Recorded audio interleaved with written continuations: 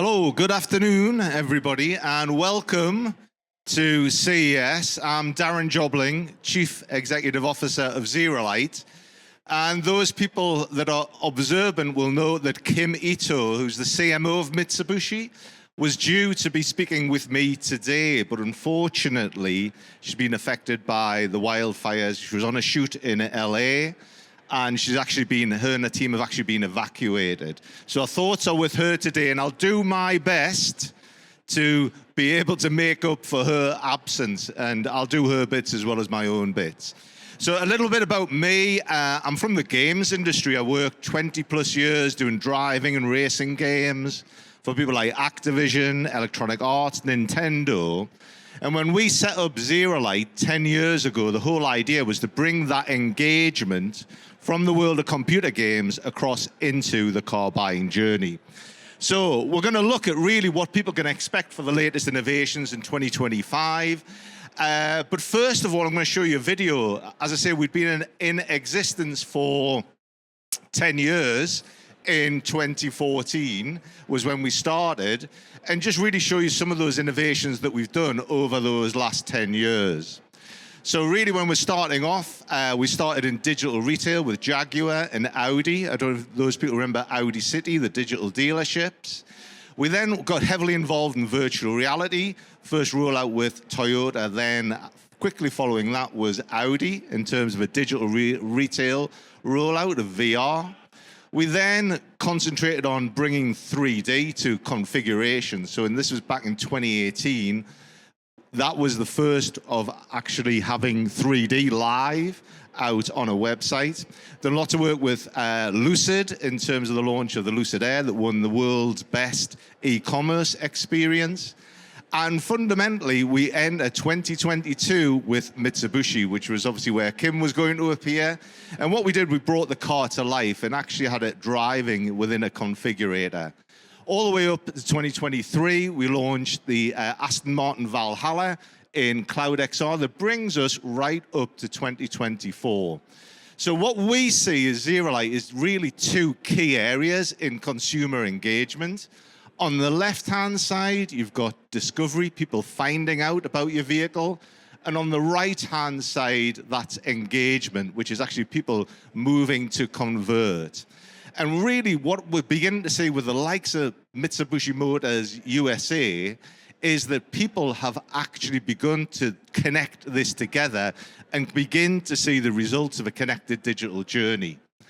If we fast forward to 2025, what we're going to see more of in 2025 is more strands connecting those two elements together and fundamentally strengthening the process.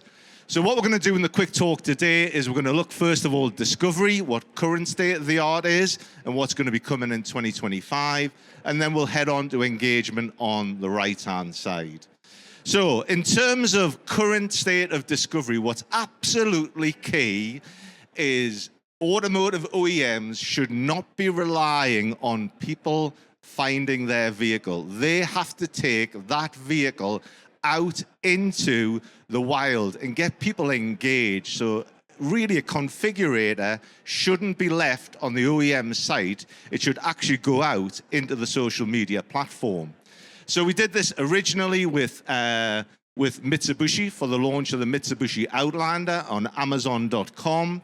And in actual fact, it exceeded all expectations. And the whole idea was to get the car sticky, allow people to configure the car within Amazon, and then when they were ready to make a move, transfer that across into the Mitsubishi Motors North America site. So, what's going to be happening in 2025? Well, there's some really interesting things happening, one of which is this. So here you begin to see configurators change to match the platform. So this was done in collaboration with the creative people at InOcean and TikTok. And what you did is ZeroLight provided the assets and they gave them to creators. And those creators, rather than having the little swatch for every option, actually created a video using those assets. So this is really quite revolutionary. I think the results from this have been amazing. but it's up to InOcean to actually reveal that to people. But it's really an indication of why a configurator should match your audience. Secondly, personalized video ads. So I think what you're going to see more and more of is people seeing the car that they're looking to buy being offered to them specifically by taking the data from their CRM and constructing a video for that. So the person on top there, she's a TikToker. Favorite colors are blue. So it's obvious that she should see the new Mitsubishi Outlander 2025 in a rural setting, but we've also included a roof rack on there for her cycle. Similarly, underneath, this person is an Instagram person, a city dweller, so she sees her grey Outlander in driving around the city. 3/4 of people expect this. 3/4 of people are disappointed when this isn't given to them. So I think it's a key thing that's coming. This is what we're showing at our booth just around the corner. This is generative AI media creation. So what this allows is we're using generative AI to construct a background, an environment for the car to sit in. So we spent a lot of time personalizing the car. So the car that you see is the car that you're going to get. For 2025, we're going to move on and personalize the environment. So I'm from the UK. I would see my Mitsubishi Outlander somewhere in the UK. Other people might see it in Japan, in the US. So this is actually live now over at the booth, and I'll do a little bit more on this and explain exactly what's happening. So that's the end of discovery. We're now moving across to the other side, and we're going to be talking about engagement. So once again, we're going to be talking first of all about what's state of the art, what you should already have. And I think first of all is we're a great believer in static image configuration. So everybody who comes to your site should start off with static image configuration, but then we're going to borrow from the games industry and we're going to track data of how those people are behaving. When those people are behaving in a way that makes me think they are going to convert, we will then upgrade them to interactive 3D. So fundamentally, interactive 3D is more expensive than static images. Therefore, it should be reserved for those people that are likely to convert.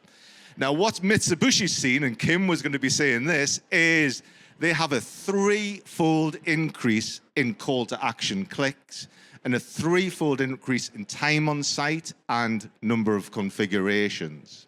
So you can see that's where the return comes from investing in 3D. If they're still behaving in a manner that makes you think they're going to convert, what we then do is take the car out for a test drive. This is live on Mitsubishi Motors North America site. And what you see here is even though the car is moving, people will continue to configure it. But then at the end of it, they get a 5-fold increase in the number of email addresses for a personalized website. So what do they get then if they do depart with their email? So fundamentally, we believe that if you get somebody engaged, they will willingly give you their details if they're engaged first.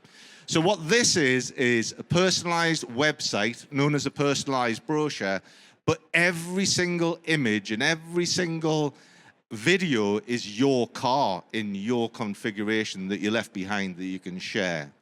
Now, nearly 20% of people will click a call to action from this site, and over half of them will continue their buying journey. So nearly 10% of people will return and continue the buying journey. AR, it's now also possible to see that exact same car on your drive without a download. So we don't believe that you need an app download. What you need to do is have browser AI. So the car that you configured in the configurator can immediately be seen on your drive. And you have to continue it through to retail. We're great believers in the retail process. We think this key person-to-person interaction is still key. However, You need to have that digital presence in retail. You don't want to be leaving the consumer high and dry. As an alternative to that, this is concierge. So this is live with Volkswagen in Germany. It's how they sell their ID range of cars. And what it is, it's a joint configuration session between somebody at HQ and a consumer at home, and they just answer questions. Those questions that enable people to get over the line. And if they have a session, they are twice as likely to convert. So it's a twofold increase if somebody can sit down and actually understand the vehicle. Right, so that was 2024. We're getting near the end now. What's going to be happening in 2025? Well, I think the first thing is personalized retargeting of ads, so that you see the exact car that you left behind in the configurator, complete with all accessories fitted. Obviously, people are saying now, yes, we do this already. Well, not with all accessories fitted, which I think is key. It needs to be not a look-alike, not next to your car, not the same color as your car, but with different alloy rims. It needs to be exactly your vehicle. So this is the demo that we're going to talk about. So this is generative AI. I presume it's obviously a very hot topic at the moment. So what happens is, in our demo that's just around the corner there, we use generative AI to create an environment. So here's the prompt that comes up that tells you exactly the environment that we want to create. And then we have the environment created there. Now, the problem is the car doesn't look like it sits in the environment. So what we then do is extract the car and create a dome and actually get a manufacturer-approved, compliant car with a generative AI image. And if you think about the hundreds of thousands of dollars that are spent every single year on photo shoots, this sort of thing, this is certainly going to be something that's big news in 2025. And generative AI will only get better. You know, if you look at generative AI 12 months ago compared to what it is now, that's the way that you're going to go. And once you've actually done that, obviously you should use those generative AI images throughout the buying journey. So hyper-personalize your brochures, everything like this. Have things like AR and WebGL in those brochures. And again, it's your car in your configuration in an environment that is relevant to you.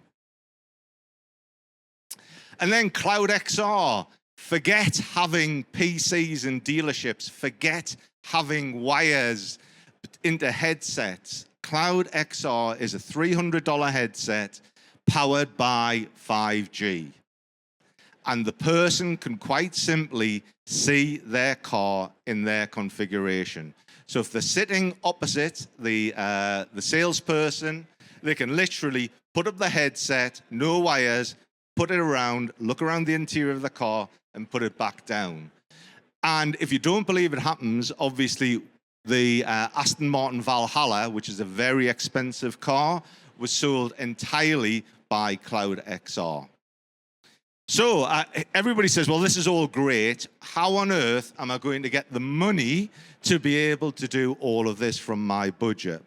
And one of the great things that car manufacturers do is they spend money recreating digital twins. So this data comes from Volkswagen, where they said that of their digital budget, 70% of it is spent manually producing digital twins.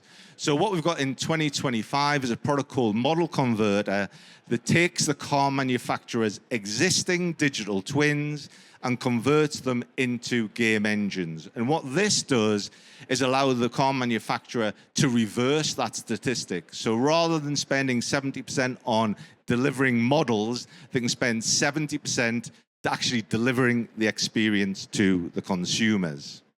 So fundamentally, what you've seen in 2025 is the strengthening between discovery and engagement. And at the end of the day, it is all about conversion. We are here to sell cars. We are not here to create necessarily fun experiences. It is all about the KPIs of the conversion. And that is something that's really quite key. Finally, Kim was going to talk to this part, but this is just something that will be live in 2025. Many thanks to our partners, The Scope. And this is the next iteration of cinematic driving. So this is a Mitsubishi Outlander driving around a city, complete with traffic and pedestrians. And once again, you can continue configuring your vehicle as it drives around the city. So that's me. Many thanks for listening. I hope I've given you some food for thought. Please come and look at the actual demo, because we'll show it live and prove that it does actually exist. And if you'd like to connect on LinkedIn, please do so. It'd be great to see everybody. Many thanks, everyone.